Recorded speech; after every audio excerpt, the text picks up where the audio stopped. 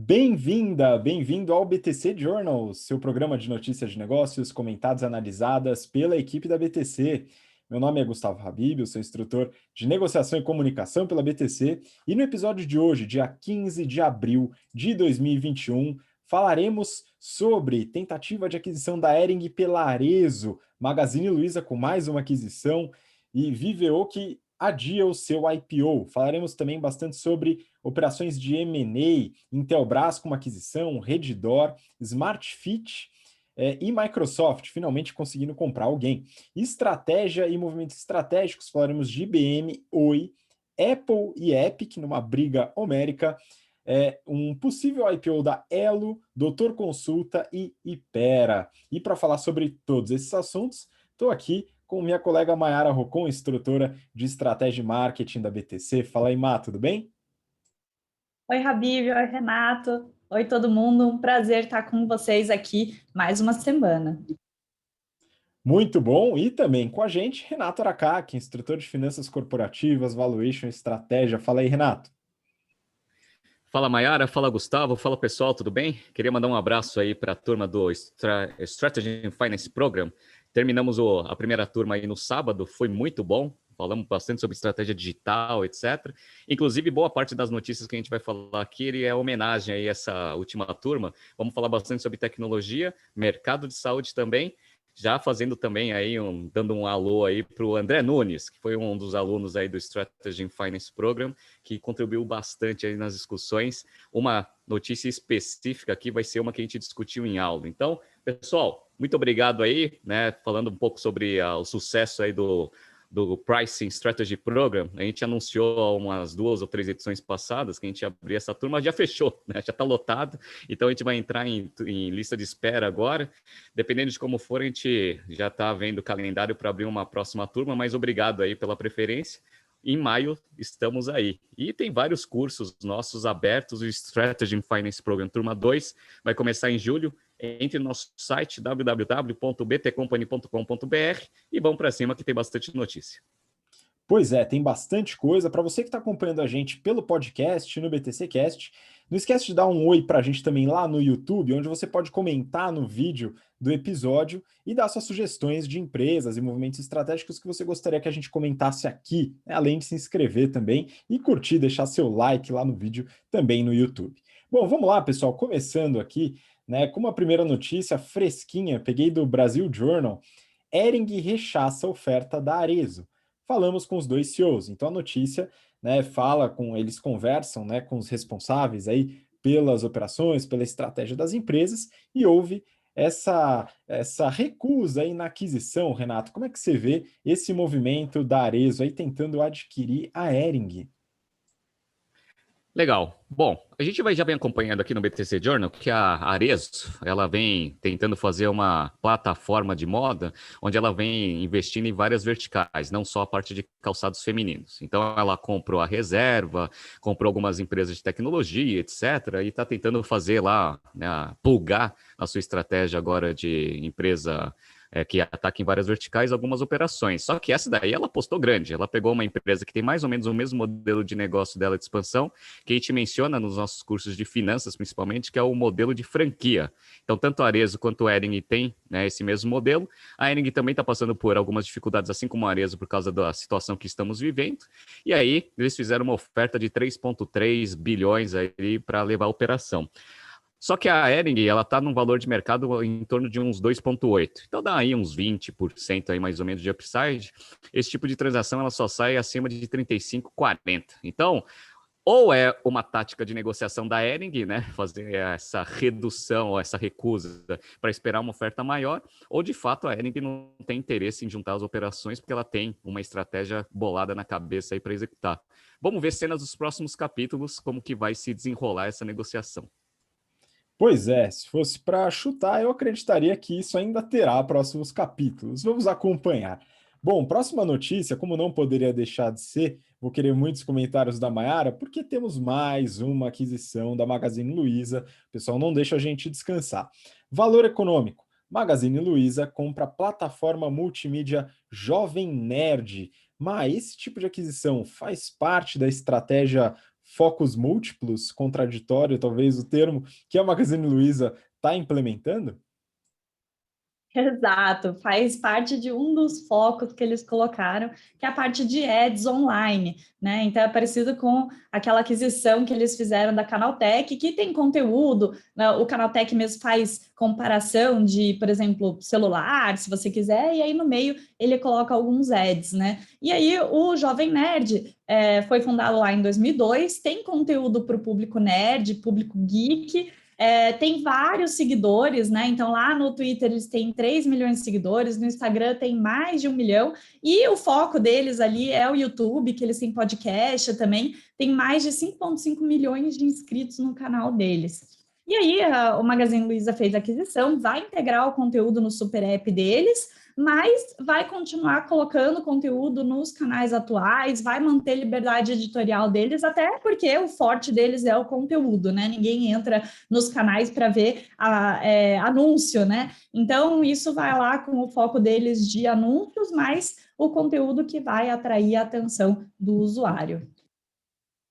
Pois é, muito bom. Acompanharemos ainda a Magazine Luiza, mas faz parte, sim, de um dos pilares da estratégia, principalmente focado em anúncios. Muito bom. Vamos para a próxima? Eu peguei essa daqui do Brasil Journal.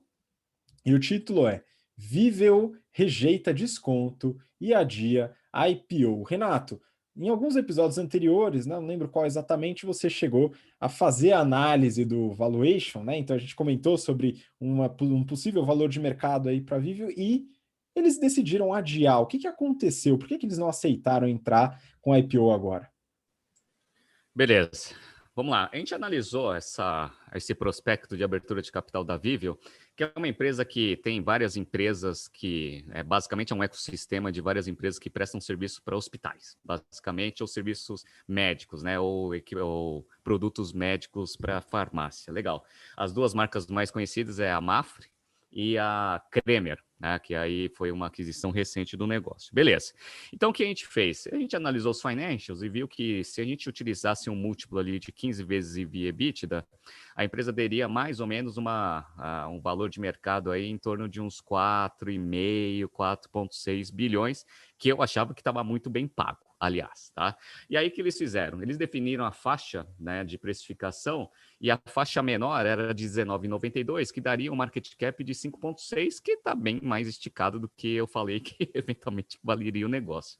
E aí o que aconteceu? O mercado ele está mais reticente, né, nesses múltiplos esticados aí de abertura de capital, mesmo porque várias aberturas de capital elas não estão com resultado tão bom assim, estão com resultado abaixo do Ibovespa. Posso contar alguns para vocês aqui, ó. Westwing, Bemob, Universidade Cruzeiro do Sul, Ocean Pack. Então, dado que a abertura de capital de várias empresas está com resultado pior do que o crescimento do Ibovespa, os investidores estão começando a fazer aquela negociação, né? Então você faz um descontinho ali na abertura de capital para você conseguir ter eventualmente um pouco mais de upside. Então a galera começou a fazer conta de novo, olha que fantástico, né? Então voltamos à racionalidade aí do mercado, todo mundo voltando a fazer as continhas que a gente ensina no nosso curso de finanças corporativas e valuation. Olha que beleza.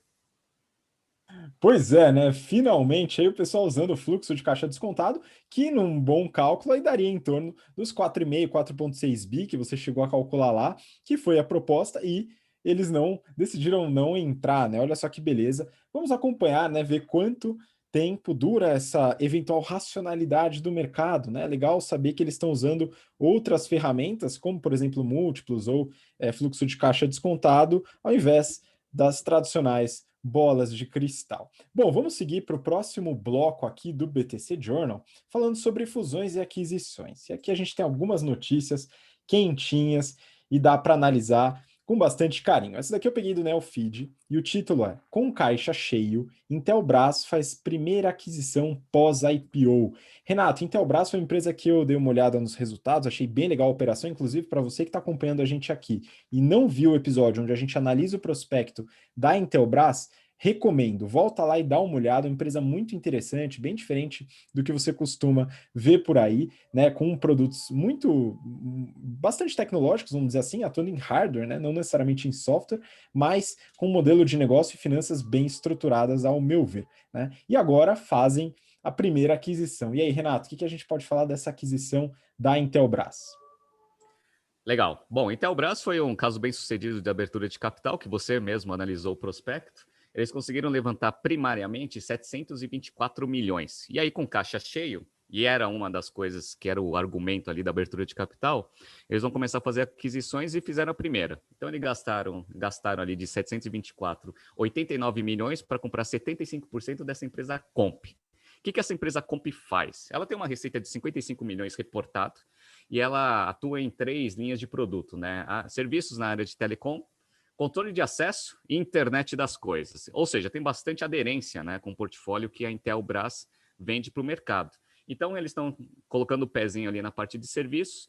A receita é bem recorrente, então eles gostam desse tipo de modelo de negócio. E tem também o pezinho da internet das coisas, que a gente detalhou bem na aula de transformação digital ali no Strategy in Finance, falando um pouco sobre qual que é a vantagem competitiva que você tem na hora que você desenvolve produtos, né, para a internet das coisas. Então, legal, né? A Intelbras com a sua primeira aquisição, mas ainda tem bastante dinheiro aí no caixa para fazer outras aquisições. Provavelmente não vai ser a primeira, não vai ser a última aquisição que a gente vai avaliar aqui. Só fazendo um update dos resultados, então em 2020 eles tiveram uma receita de 2,134 bilhões de reais contra 1 bilhão 697, um crescimento de 25% na receita líquida do negócio, e eles tiveram um aumento de lucro líquido de 73,2%. Foi para 328 milhões contra 189. Então é uma empresa que, como você mesmo avaliou, tem bons resultados, é uma empresa rentável, tem um ROIC aí reportado de 55%, tem que dar uma marretadinha nele lá, porque eu vi que eles deram uma gambiarra ali, mas dá 40 e poucos por cento. Belo de um ROIC dentro aí da taxa de juros que a gente tem no mercado. Então é uma bela empresa, fez a primeira aquisição, vamos acompanhar que não vai ser a última. Muito bom. E para você, repito, aí dá uma olhada no episódio anterior, onde a gente fala sobre esse prospecto, agora com os resultados atualizados pelo que o Renato acabou de comentar. Vamos seguir mudando um pouco de mercado aqui, falar do mercado de saúde. Eu peguei uma notícia da Forbes e o título é o seguinte: Redditor avança cerca de 4% na B3 após acordo para compra de hospital na Paraíba. Maiara, mais um caso de uma empresa que fez IPO, encheu a bucha do caixa de dinheiro e agora foi às compras. Como é que a gente pode analisar essa aquisição desse novo hospital aí pela Redditor? Até não é uma aquisição só de agora, né? De semana passada eles já tinham feito uma oferta binding para comprar 51% do Biocor, que é lá em BH.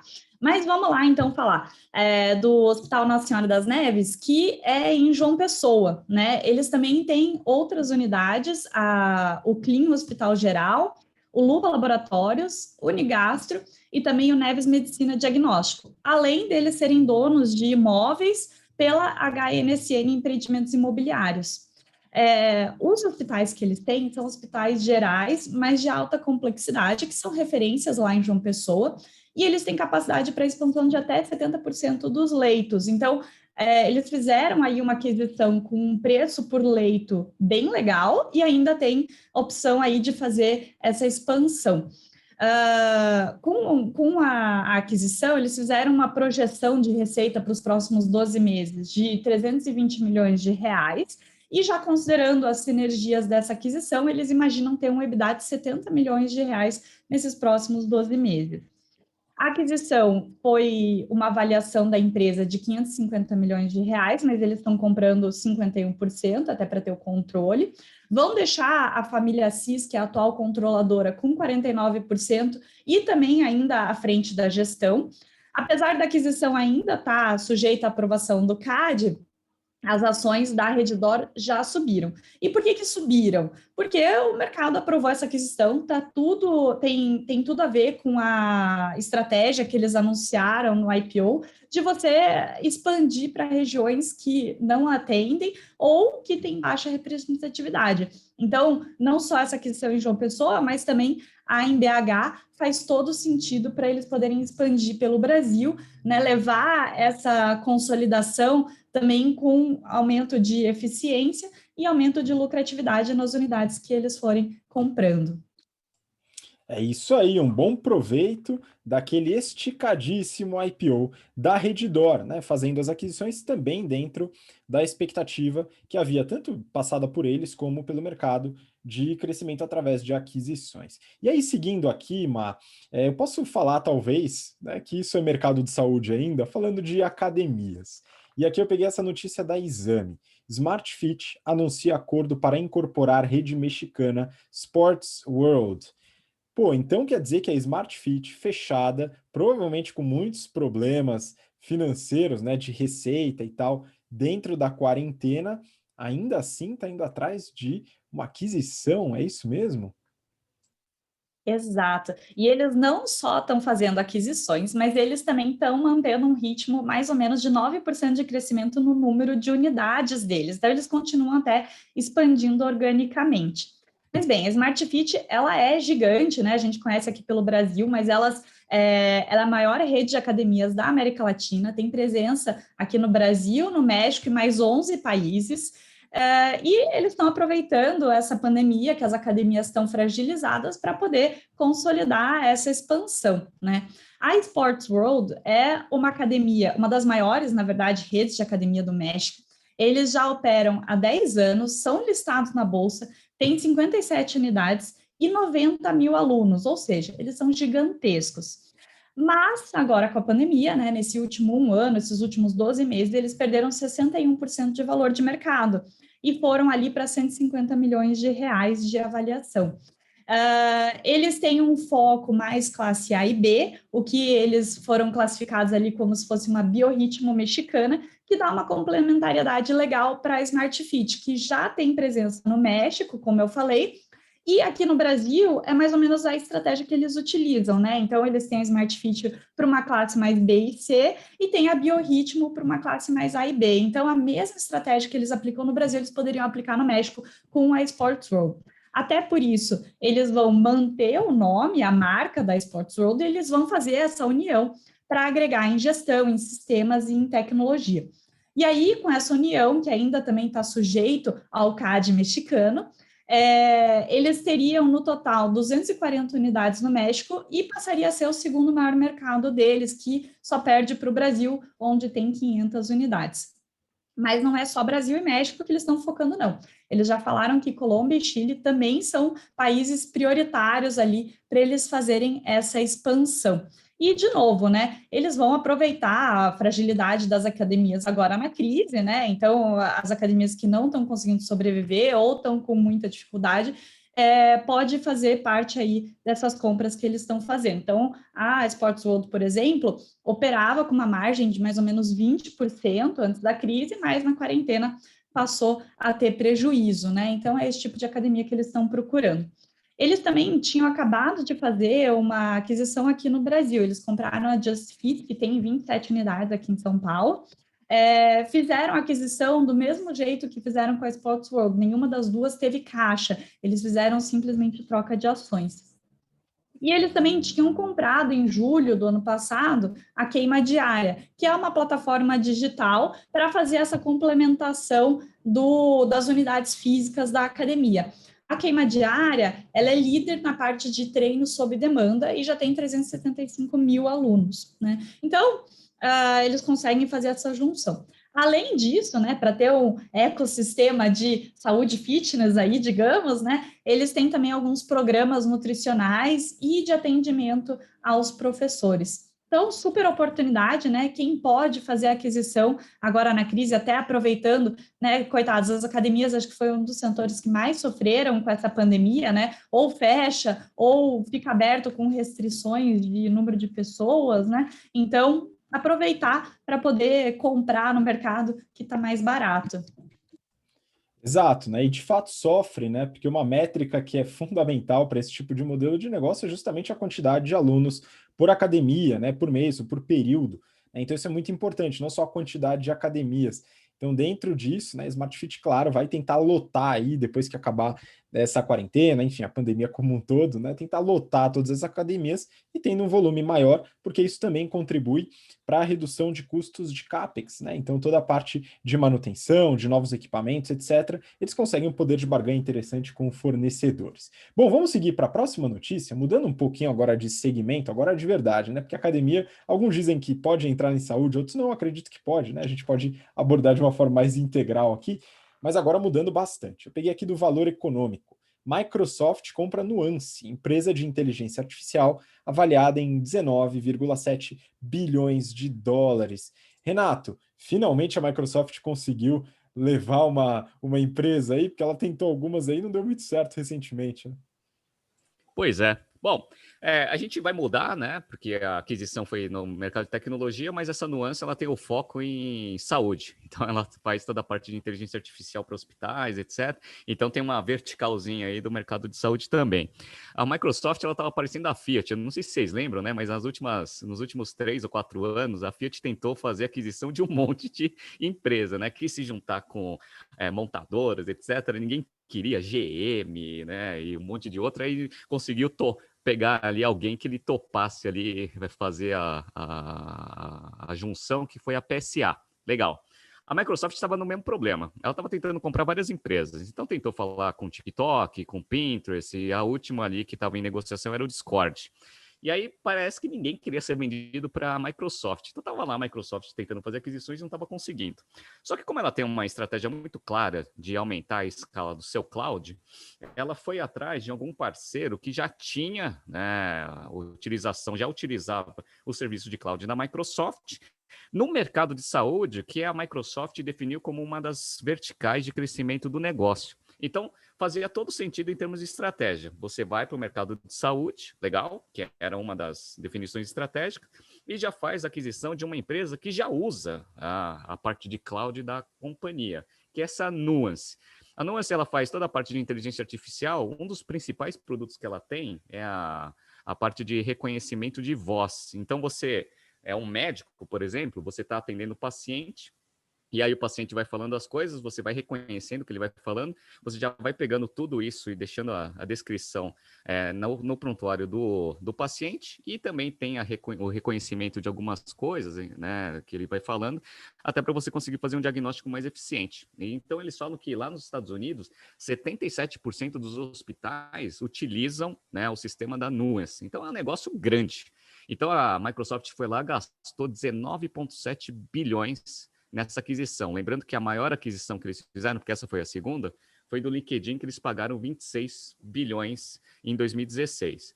Essa Nuance ela tem uma receita de 1,4 bilhões de dólares, com um lucro pequeno de 28 milhões, mas eles têm, como todo produto toda empresa de segmento de serviço e tecnologia, tem uma geração de caixa muito boa. As atividades operacionais geraram 254 milhões de dólares em 2020. É uma empresa que vem crescendo, e com a integração com a nuvem da Microsoft, com o Azure, provavelmente ele vai conseguir ganhar bastante escala. Então, um negócio bem interessante, pezinho ali na inteligência artificial, pezinho no mercado de saúde, que são duas vertentes ali no crescimento da Microsoft. Conseguiu finalmente.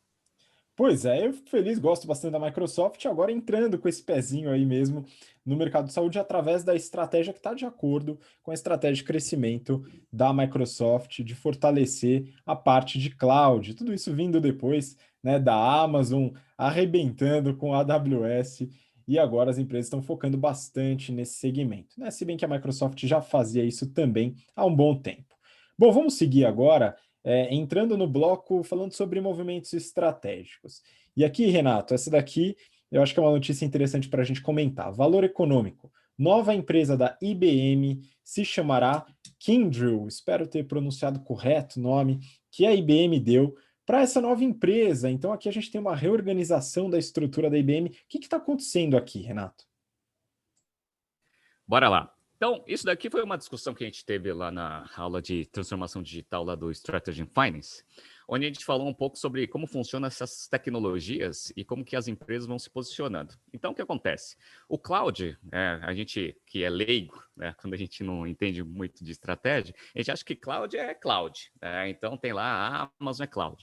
Mas o próprio cloud, ele tem segmentações. Então, tem a parte de cloud infraestrutura, tem o que a gente chama de plataforma, tem o Software as a Service, né, que é a outra camada ali do cloud, e tem o Business Process as a Service. Então, você tem 4 camadas ali de oportunidades de você conseguir atuar em cloud. Beleza. As grandes empresas de tecnologia, elas tentam fazer a verticalização do cloud, que é o caso da Microsoft, por exemplo. A Microsoft tem as 4 camadas. Legal. E a IBM, ela decidiu que o negócio dela, né, na sua última definição estratégica, vai ser atuar em cloud. Então, até algumas aquisições que eles fizeram aí nos últimos tempos tem muito a ver com isso, né? Não sei se vocês lembram, eles fizeram a aquisição da Red Hat, que é aquele sistema operacional ali que pega ali coisas do Linux e tal, para você conseguir ter a plataforma que era o que faltava para a IBM. Então, a IBM, ela tem agora as 4 camadas. Ela tem o cloud, que é a infra, tem a plataforma, tem o software as a service e também tem o business process as a service para conseguir oferecer isso para o mercado. Então, eles pegaram tudo isso, que vai ser a estratégia do negócio, e vão continuar chamando isso de IBM, que é o Hybrid Cloud. Beleza, tá? Uma empresa ali que dentro da receita projetada, 59 bilhões de dólares de receita total. Beleza. Só que eles também têm um braço de infraestrutura, que eles prestam serviços para as empresas, etc., que sempre foi um braço forte da IBM. Isso daí vai depender muito de escala. Isso também não tem muito aderência ali com o negócio de cloud que a IBM está fazendo. Então, o que eles decidiram fazer? Um spin-off. Vamos especializar a IBM nessa parte de Hybrid Cloud e vamos pegar toda a parte de infraestrutura que a gente já tem de mercado, e é uma receita de 19 bilhões, e transformar numa nova empresa, que é essa Kyndryl aí que você acabou de falar. Então, agora tem nome, essa empresa. Provavelmente eles vão fazer ou um spin-off para conseguir abrir capital desse negócio também, para conseguir captar dinheiro para fazer o ganho de escala e crescimento desse negócio, numa estratégia completamente diferente da IBM. Então, a IBM é um case muito bacana de se acompanhar, de mudanças de estratégia nessa parte de tecnologia. Só pegando um pouco de dimensão, só para todo mundo ter noção, IBM ano passado teve uma receita de 73 bilhões de dólares, contra 77, então teve uma quedinha aí em relação a 2019, com um lucro líquido de 5,5 bilhões contra 9 bilhões, né, de 2019, só que é um negócio que gera caixa pra caramba, né? Eles tiveram uma geração de caixa operacional de quase 18, quase 19 bilhões de dólares em 2020. Então, continua a IBM, uma empresa extremamente tradicional, fazendo todas as mudanças estratégicas para se manter relevante dentro desse cenário atual. Muito bom, né? Esses movimentos de spin-off a gente já falou bastante. E uma coisa, sabe, Renato, interessante que a gente faz muito em aula e ajuda muito no aprendizado das alunas e alunos nossos, né? A gente abordar casos de segmentos bastante diferentes que abordam conceitos estratégicos, financeiros semelhantes. Por isso que é muito importante, você que está ouvindo a gente, entender de diversos mercados e como os conceitos se abordam, os mesmos conceitos para diversos mercados. Então, peguei uma notícia aqui da Exame, e o título é Oi e fundo do BTG tem acordo para leilão de fibra de 20 bilhões de reais. Então, aqui a gente está falando de um movimento que é semelhante ao movimento que você acabou de comentar da IBM. Então, eu queria até que você fizesse essa ponte e explicar o que está acontecendo com a Oi, né, que passou por muitos problemas recentes, pessoal de bolsa de valores, galera que gosta de acompanhar influenciadores financeiros, o pessoal ficou meio desesperado, enfim. Vamos lá, Renato, o que temos a falar aí sobre a Oi? Perfeito. Então, vamos lá. O que eu estava explicando lá no sábado, na parte de transformação digital, é a transformação dos movimentos na cadeia vertical. Então, a gente tem uma aula sobre estratégia de cadeia vertical, etc., que em tecnologia ele também está sendo bem analisado pelas empresas. Então, quem consegue verticalizar, por exemplo, no cloud, que a gente viu a IBM, né, que tem as 4 camadas de cloud, são empresas grandes. Então, Microsoft, IBM, essas empresas, elas conseguem ter tudo, né, desde a parte de infra, que depende muito de escala, até a parte de especialização, que é o business process e o software as a service. Legal, tá? E quando você não tem dinheiro, Renato, o que você faz, né? Quando você não tem dinheiro, você precisa dar aquela simplificada no portfólio. E aí você vai analisar dentro dessas camadas da cadeia vertical, onde que você consegue ter mais vantagem competitiva. No caso do setor de telecom, aconteceu exatamente a mesma coisa. Então, a Oi, por exemplo, né? A Oi, ela fazia tudo integrado. Então, toda a parte de infraestrutura, a parte de telefonia móvel, fibra para consumidor final e até uma parte ali de software ali, que são os novos serviços. Então, uma empresa integrada, assim como todas as empresas de telecom eram aqui no Brasil também. Então, Vivo, Claro, TIM, etc. O que aconteceu? Com transformação digital, você começa a ver que, se você for para a área de infra, você precisa ter muita escala.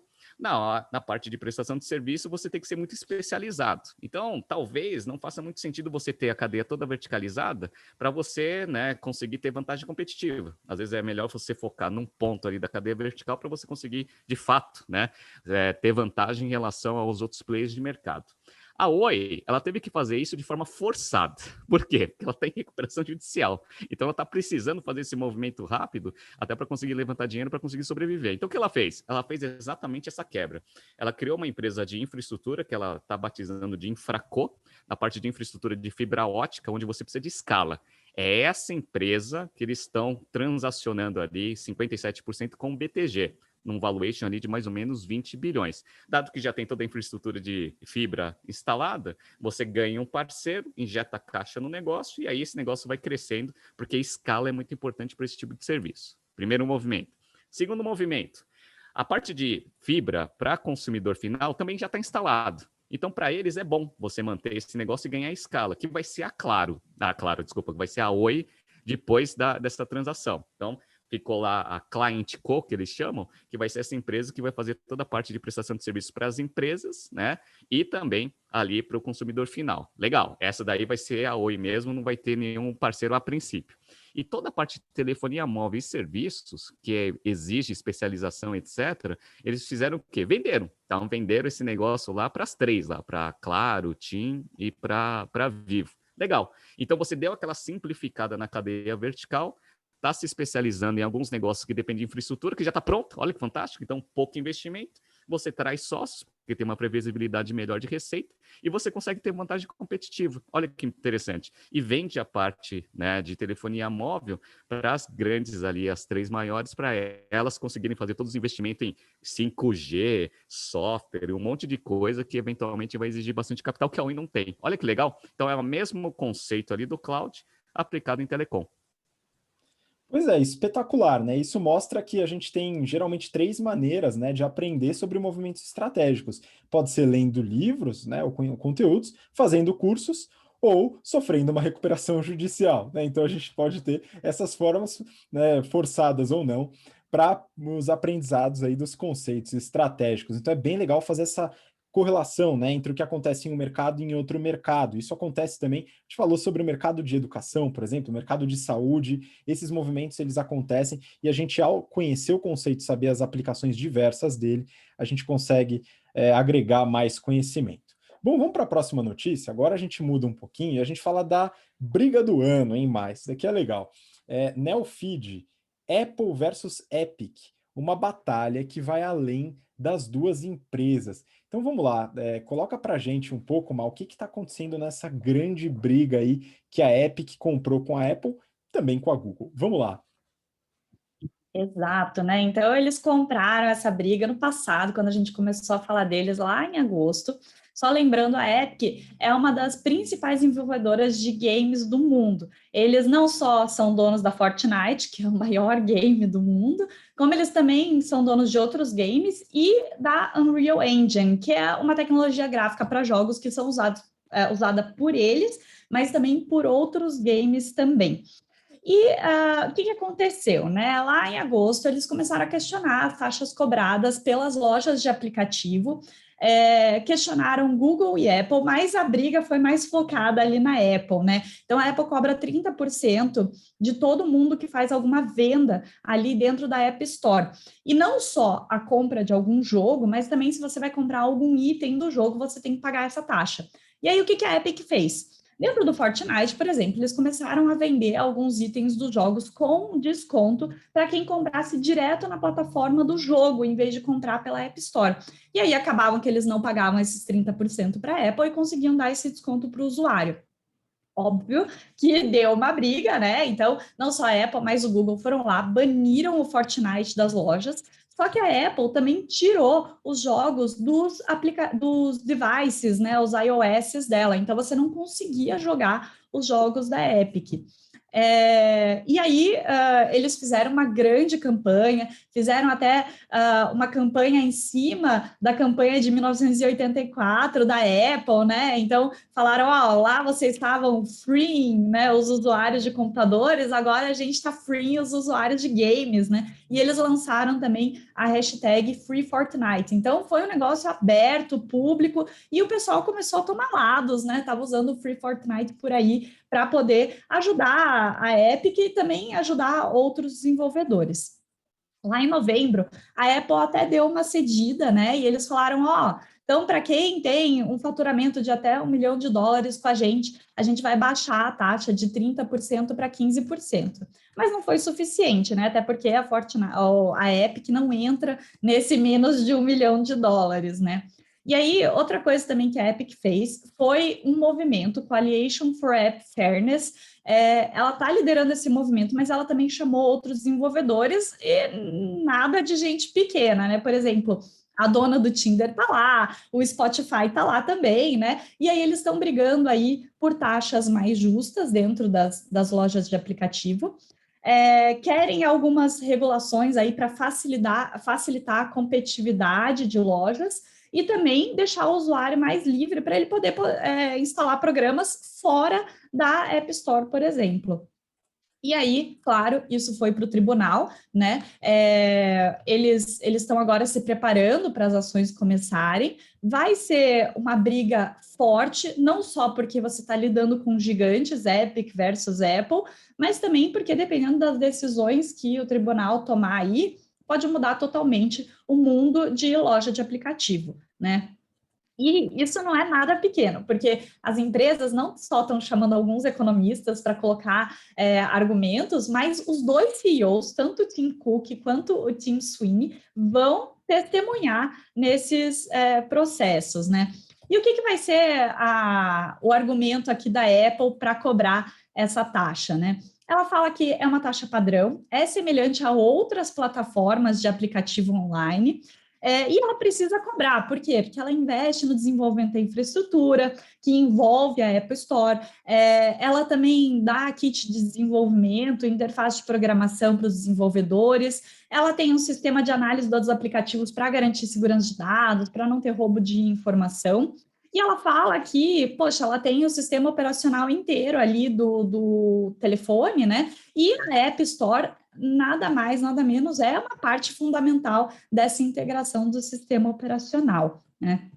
Por outro lado, a Epic está falando que a Apple, né, acabou criando um monopólio, porque se você quer baixar um aplicativo no seu celular da Apple, você só consegue usar a App Store, acaba sendo um monopólio, né? Ela impede que as pessoas instalem aplicativos fora dessa App Store, mantém o consumidor dentro desse sistema, mesmo que ele não queira, né? Ela fala também que esses processos de análise de aplicativo eles não são muito claros, às vezes a Apple tira algum aplicativo falando que é uma questão de segurança, mas não explica muito. E por fim, a Epic fala que acaba tendo que cobrar mais dos clientes, porque essa taxa de 30% é muito alta e ela precisa repassar isso para os consumidores dela, né? E o melhor argumento que eu achei deles aqui é que eles falaram que nem todas as empresas são obrigadas a passar por essas taxas depois que eles fazem pagamentos. Então, por exemplo, você vai lá, baixa o aplicativo, pagando ou não para baixar o aplicativo. Quando você faz alguma transação, o Fortnite tem que pagar os 30% para a Apple. Agora, depois que você baixou o aplicativo de delivery, DoorDash, ou quando você faz alguma compra pelo aplicativo da Best Buy, você não precisa ficar pagando taxas adicionais para a Apple. Ou seja, existe um favorecimento ou existe algumas exceções aqui que a Apple faz e não está fazendo para a Epic, por exemplo. Esse eu achei sensacional, né? Mas bem, outros motivos aqui para essa briga ser tão grande é que, como eu falei, são duas gigantes brigando, né? Então, a Apple já abriu aqui que mais ou menos 1 milhão dos 5 milhões de aplicativos que ela tem disponível ali na App Store são de games. Então, é um setor extremamente importante de aplicativos. Em 2020, a Apple pagou $200 bilhões para os desenvolvedores que venderam alguma coisa na loja dela. Então, é muito dinheiro que circula. E com essas taxas, a Apple ganhou mais ou menos 64 bilhões de dólares ano passado com isso, né? Então, uma super fonte de receita.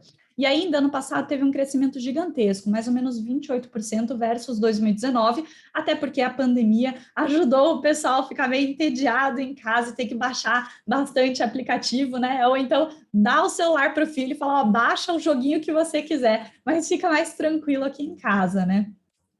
A Epic, nesses 2 anos que ela ficou na App Store, conseguiu faturar 700 milhões de dólares através da Apple, né? E ela é gigantesca, né? Então, lá em 2020, eles conseguiram bater a marca de 160 milhões de usuários nos jogos de computador deles, né? Então, são duas gigantes brigando, com certeza tem muito holofote nessa briga, mas também, como eu falei, né, se os tribunais acharem que a Apple não tem direito de cobrar esses 30% dos desenvolvedores, ou se só pode cobrar uma vez, ou se ela não teria direito de fazer esse monopólio com lojas de aplicativo, isso vai mudar as lojas de aplicativo de todo mundo, né? Então, esse modelo de mercado de vender aplicativo ou de cobrar a taxa vai modificar para ela, para o Google e para quem for. Então, é realmente uma decisão muito importante que vai ser tomada ali.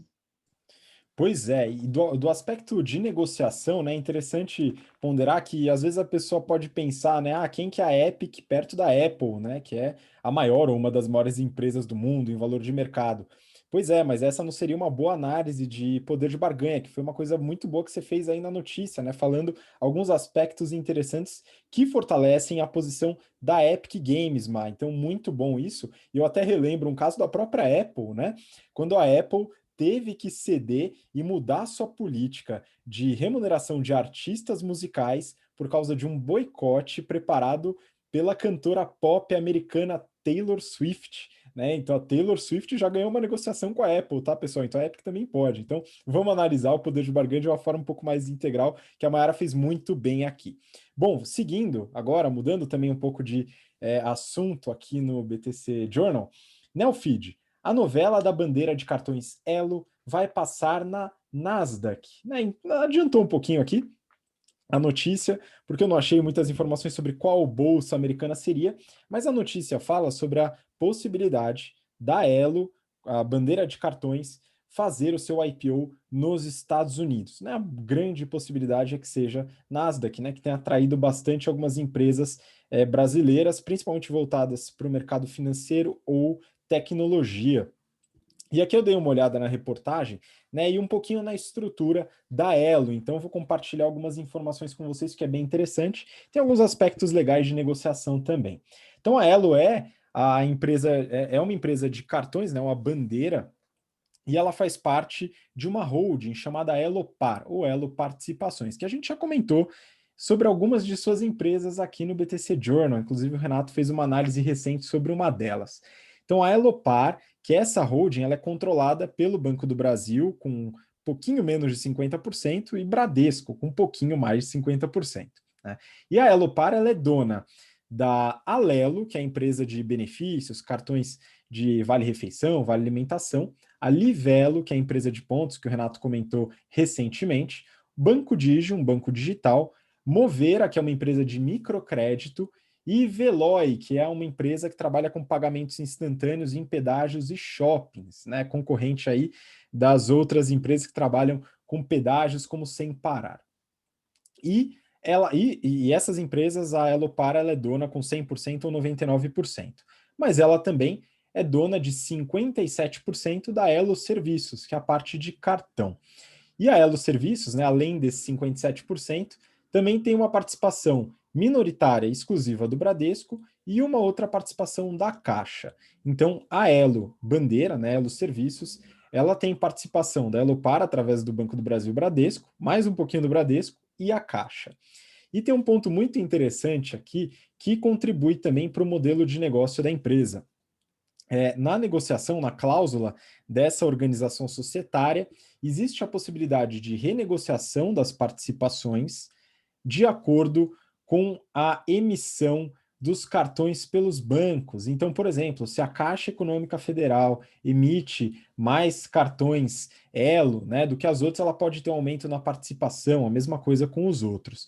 Então, esse é um modelo de negociação contratual bem interessante que privilegia o interesse dos bancos em emitir esses cartões. Isso muito possivelmente foi responsável por um aumento de market share da Elo no mercado de cartões brasileiro, né? Então, falando um pouquinho do mercado de cartões, né, é interessante que na reportagem eles falam em 180 milhões de cartões emitidos da Elo e mais de 300 bilhões de reais transacionados em 2020.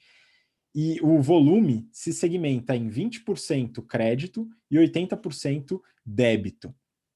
E aí muda de banco para banco, né? Por exemplo, a Caixa, os cartões da Elo emitidos pela Caixa são muito mais fortes em transações no débito, já no Banco do Brasil, em crédito. No Bradesco, eles comentam que é equilibrado.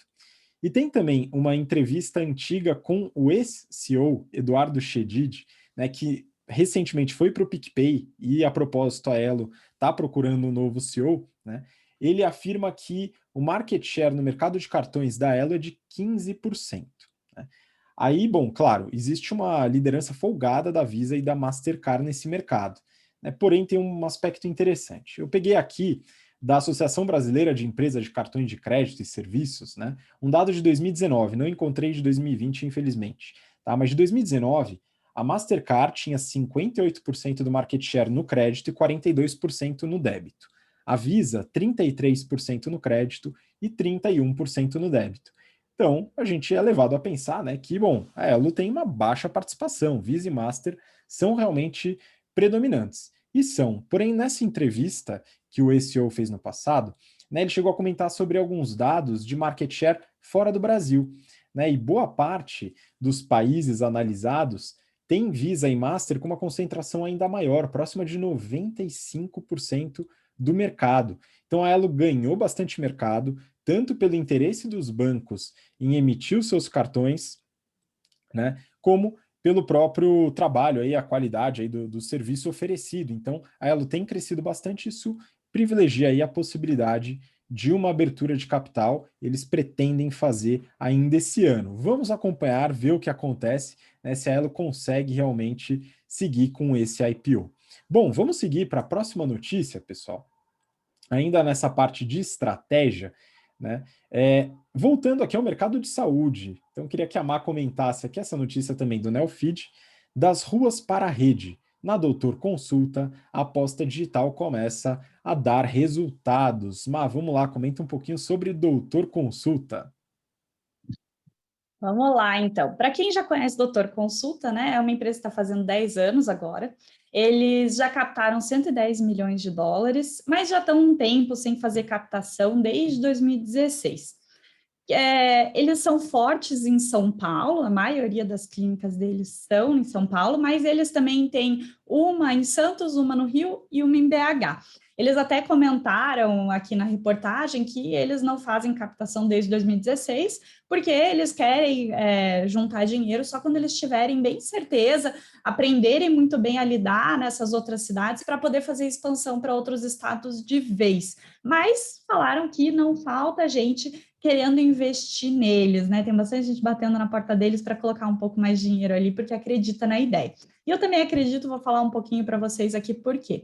Mas lembrando também que tem né, além da pandemia, que eu vou contar o cenário aqui, o Doutor Consulta, ele junta algumas complexidades aqui, pelo jeito que eles lançaram o negócio deles e como eles estão expandindo. Mas vamos analisar aqui, então. Na pandemia, né, não foi diferente, porque eles fazem muito atendimento presencial, eles são focados em atendimento mais barato para quem não tem plano, mas também não quer ir para o SUS, e eles também fazem vários exames muito baratos, né? Então, alguns exames que são caros no mercado, eles trouxeram preços bem mais competitivos. Só que como eles estavam só ali no presencial, né? Quando chegou a pandemia, caiu 65% da demanda deles e eles tiveram que se reinventar com outros business.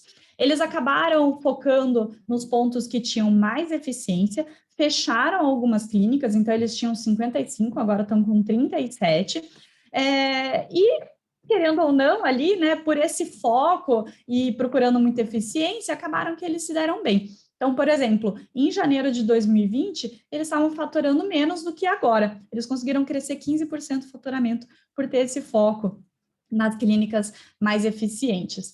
Então, algumas talvez até eram eficientes, mas com a pandemia caiu muito o ritmo, e, por exemplo, a da Vila Olímpia, né, que focava em centros de muita gente, de muitos escritórios, né, com muito fluxo de pessoas. Na pandemia, acabou esse fluxo e eles resolveram fechar mesmo, sabendo que um dia vai voltar.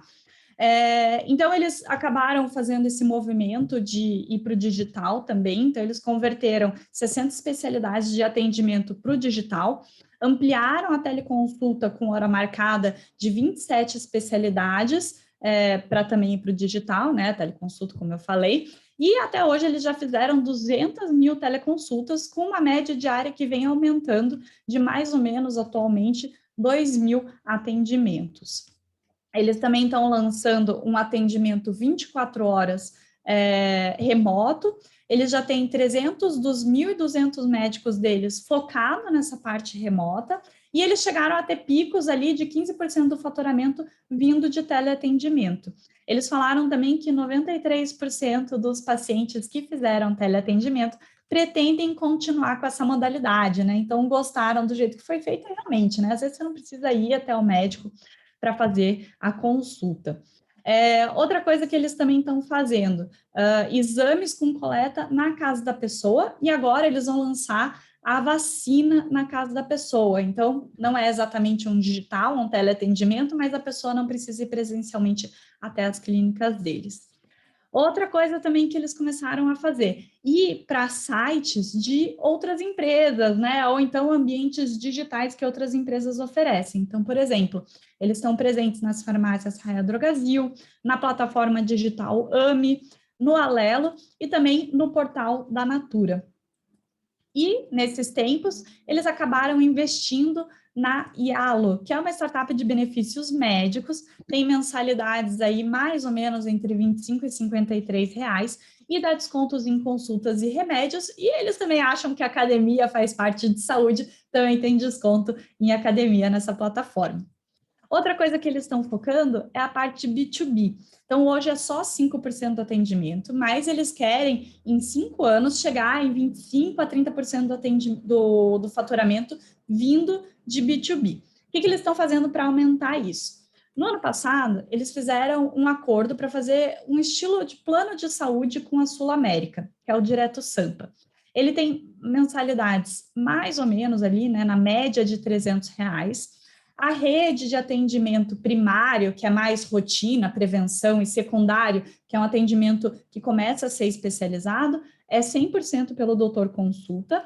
E aí, se você tiver alguma coisa que precisar de atendimento mais complexo, um hospital, aí você pode ir no Oswaldo Cruz.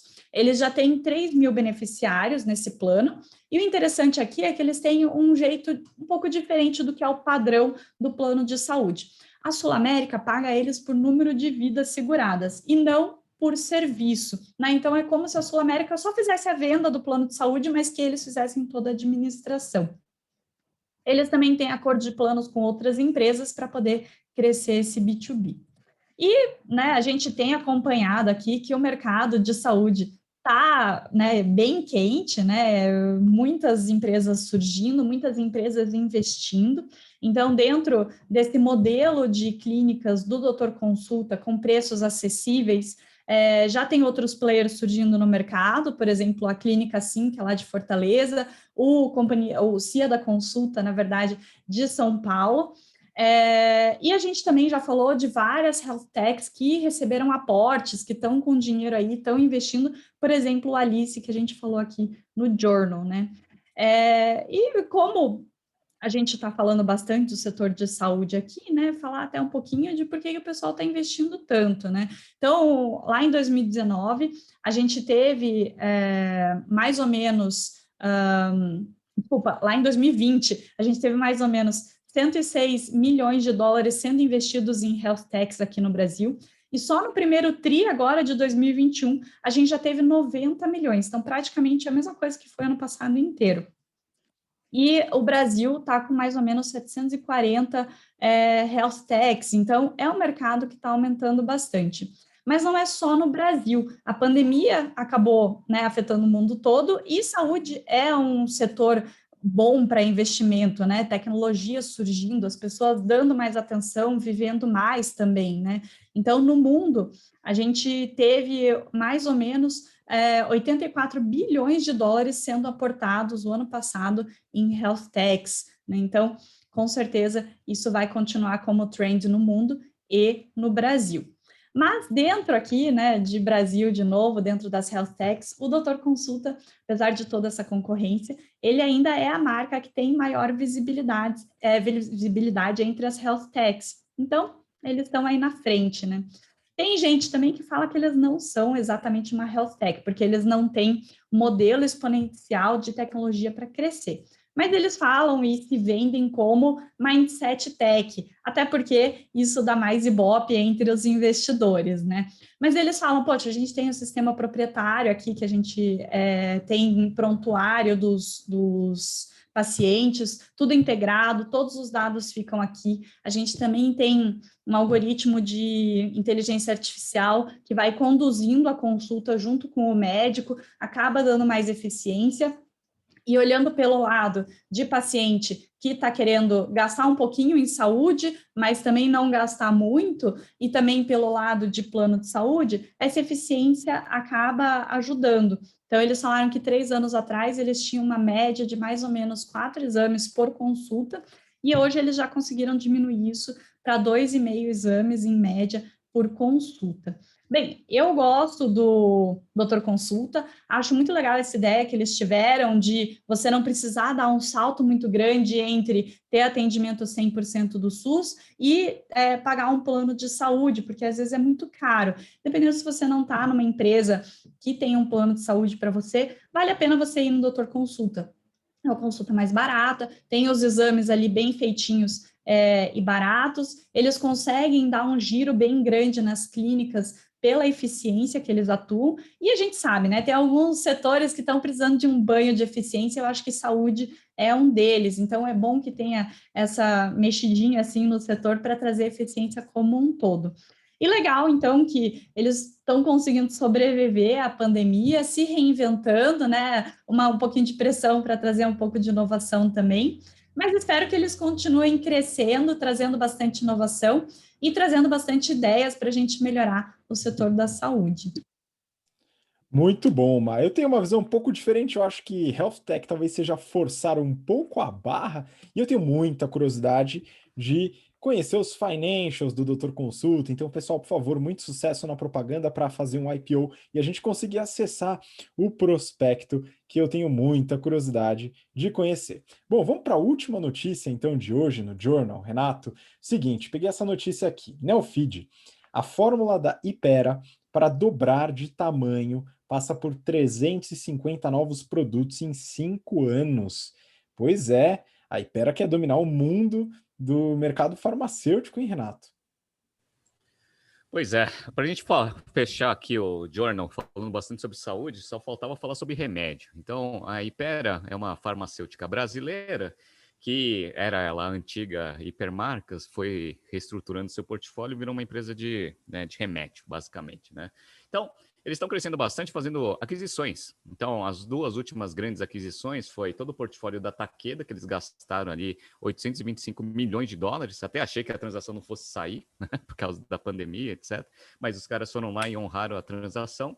E também 1,3 bilhão ali em algumas outras marcas que eles compraram da Behringer. Então, estão gastando dinheiro a rodo para conseguir pegar todas essas marcas aí dessas farmacêuticas para conseguir criar um grande negócio. Perfeito. Diferentemente das grandes farmacêuticas no mundo que estão focando bem em especialização, a Hypera aqui no Brasil ela está indo para a estratégia de escala. Então ela está atuando ali em quase todos os segmentos de remédio que tem no Brasil, né? Então genérico, similar, dermo, mercado de balcão, medicamento de prescrição, eles têm absolutamente tudo. E por que essa notícia é boa? Que ele fala assim, 350 produtos aí novos aí no pipeline de desenvolvimento. Bom, eles têm uma métrica ali que eles usam provavelmente na parte de meta de inovação da companhia, e eles divulgaram isso lá no Hypera Day, que foi esses dias agora, e acho que foi essa semana. Eles falaram o seguinte, falaram assim, olha, Na 25% da nossa receita atual, ele veio de 250 novos itens que foram criados nos últimos 5 anos. Então, olha como é interessante esse negócio de inovação, né? O quanto que a sua receita atual, né, tem de produtos que foram lançados nos últimos 5 anos. Essa métrica ela é bem conhecida no mercado, a 3M usa para você forçar a inovação dentro do seu P&D. Legal. Então, como a gente consegue ver, existe aí uma correlação aí de crescimento de receita com novos produtos que são lançados. E aí eles têm pipeline de desenvolvimento em absolutamente todos os segmentos. Então, genéricos, que eles são bastante fortes, eles estão olhando a quebra de patente de alguns remédios para conseguir introduzir os genéricos no mercado. Beleza, falam que tem 17 aí produtos que eles vão lançar esse ano, né? Então, até final de 2021, então é bastante coisa. Tem mercado de balcão, onde eles estão focando bastante ali em analgésico e probiótico, beleza? E tem aqueles de prescrição. Olha como de prescrição ele dá esse resultado. Eles estão com 5 projetos que eles acreditam que eventualmente vão conseguir transformar em remédio. Eles têm uma expectativa que no lançamento lá em 2026 eles vão agregar 500 milhões em receita. Aí você fala assim, caramba, 5 remédios, cada um com mais ou menos aí na média 100 milhões de receita adicional. Então você vê aí o potencial aí de inovação e quanto que esse negócio traz de resultado financeiro. Então é basicamente isso. 350 não parece ser muito, mesmo porque o índice de sucesso, né, desses desenvolvimentos ele não é tão grande assim. Então eu peguei também aqui, só para a gente dar uma olhada, os financials aí da Hypera. A Hypera ela teve um crescimento de 24% de receita em 2020, 3,3 bilhões de reais, legal. Teve um crescimento de EBITDA também de 19,4%, e o lucro líquido ele caiu menos, o lucro líquido ele cresceu menos, cresceu 11,3%, foi para 1,164 bilhões, mesmo porque eles se alavancaram bastante para conseguir honrar as transações que eles fizeram de aquisição. Então, atualmente, a empresa está com 5,5 bilhões de reais de dívida, beleza? Só que estão com disponibilidades, ou seja, caixa e caixa equivalente de 4,7. Então, eles estão com caixa líquido de 793. Então, assim, está com uma dívida líquida de 793. Perfeito. Só que como eles estão com EBITDA de 1 bilhão e estão com uma geração de caixa em torno de 183 bilhões por ano de fluxo de caixa operacional, a dívida está alta, mas ela está bem controlada, mesmo porque você tem bastante disponibilidade e também tem uma grande geração de caixa. Então, é uma empresa que está com um ciclo de conversão de caixa em torno de 153 dias, e é longo mesmo, mas eles deram uma otimizada, era 164. Então, está ali, é uma boa empresa no mercado de saúde, crescendo bastante, tanto na parte operacional quanto na parte de inovação. Vamos ver os próximos movimentos aí da Hypera Pharma. Excelente. Com essa notícia, a gente fecha o BTC Journal desta semana. Então, queria muito agradecer a participação de vocês. Má, muito obrigado novamente. Obrigada, Rabi. Obrigada, Renato. Obrigada a todo mundo por escutar. E, de novo, se gostou, dá um like e recomenda para os seus amigos. Um abraço, até semana que vem. Pois é, pessoal, muito importante essa recomendação, essa rede que a gente faz, né? Porque a BTC, ela cresceu, se desenvolveu de acordo com essas recomendações para os cursos e para os conteúdos. Então ajuda bastante se puder indicar aí amigos e colegas. Renato, muito obrigado de novo pela participação. Obrigado, Mayara. Obrigado, Habib. Obrigado, pessoal. Deem um like, recomende e até semana que vem. Um abraço. Muito obrigado, e você que acompanhou a gente até agora, obrigado pelo interesse, pela paciência e por colaborar aí escutando até o final. A gente se vê na próxima semana. Um grande abraço, até lá. Tchau, tchau.